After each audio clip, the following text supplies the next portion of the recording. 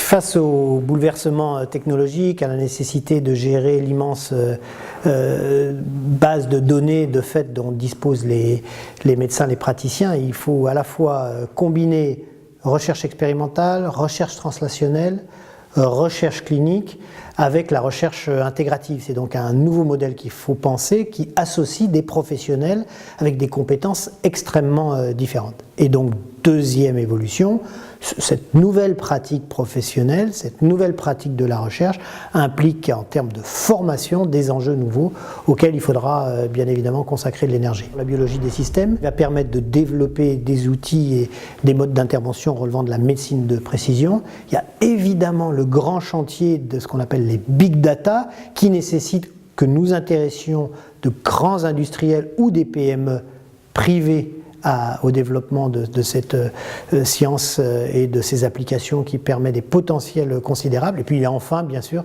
la médecine du futur, l'hôpital du futur, qui peut faire de très gros progrès. Pour développer la recherche clinique à l'hôpital, il y a deux priorités. La première a été très bien identifiée par Avisan, qui a fait des propositions pour simplifier la façon de répondre aux appels à projets et plus généralement de simplifier tous les financements pour que les médecins restent concentrés sur la vocation qu'ils ont choisie, soigner et ne se transforment pas en bureaucrates. Donc ça, c'est indispensable, il faut passer à l'acte. Et puis deuxièmement, il faut organiser et renforcer les relations entre la médecine à l'hôpital et la médecine de ville, car de très nombreux progrès du fait de la médecine, du développement de la médecine ambulatoire sont liés à la bonne articulation entre ces deux secteurs.